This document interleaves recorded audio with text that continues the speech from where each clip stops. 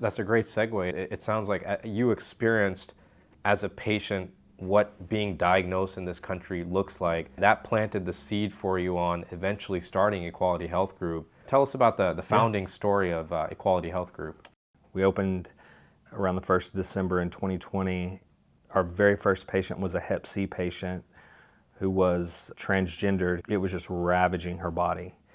And that's how we started. Yeah. That's how we got going. And it worked. So you remember that first patient that, yes. that came in that was Hep C? I remember her name. Yeah. And how did yes. you find that patient? And what was that process of building the business from day zero with zero patients to now? Yeah, so the way it worked was during the pandemic, the state took their contact tracers that would usually go out and search for other folks. You know, if you get an HIV positive, they go look for other folks that you may have had sex with. They took them and they said, all right, we're gonna move them all to COVID. So sexual health got put on the back burner. So we started at the perfect time. It was just luck. And so I contacted the state and I said, hey, this is, you know, the program that we're starting. Send everybody, you guys are focused on COVID, send your sexual health to me. Send all your overflow to me. The ones that nobody wants, the ones who are uninsured, the ones who don't speak English, the ones who are undocumented, send them all to me. I want the hardest patients possible so I can learn, so we can learn together. We may not be able to get them the medicine that day, but we can darn sure try. And there's nothing better than a small group of people with a mission that can get things done. And we got it done. You could go into our waiting room and it could be somebody who's experiencing homelessness and poverty and just everything stacked against them, or it could be a high-flying lawyer. I mean, it's anybody and everybody. It's from 14 years old all the way up to, I think our oldest patient was 82 so far. Black, white, Asian, Hispanic, it doesn't matter. They all come. 73% of everybody that walks in my door is positive for something.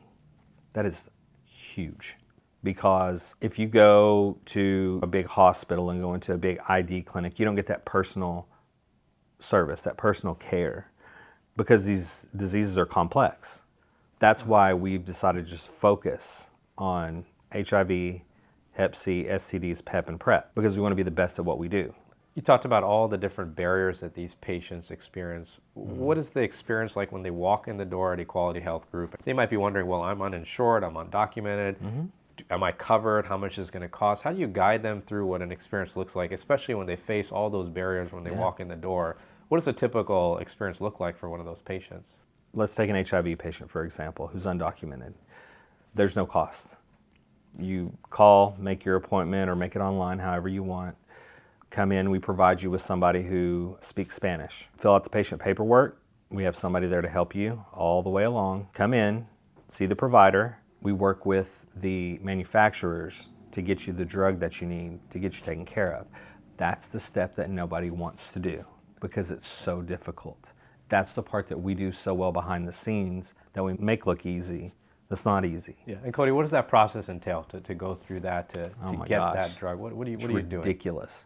So after the patient gets taken care of, we have to then take all their information and fill out on a paper application all the information, and then our provider has to sign it.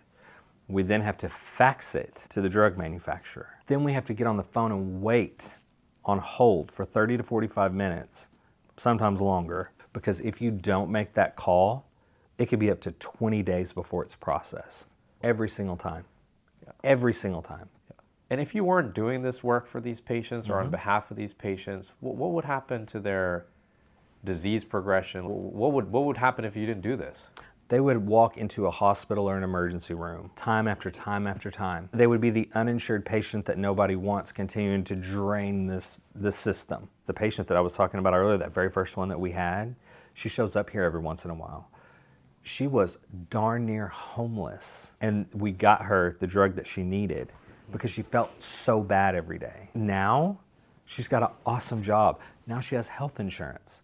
Now she feels good enough to go out and have a life. I don't know, something inside of me always says, it's gonna work out. We'll figure it out one way or another. And that's what I did. I kind of jumped off a cliff, and I'm glad I did because it's worked out so well.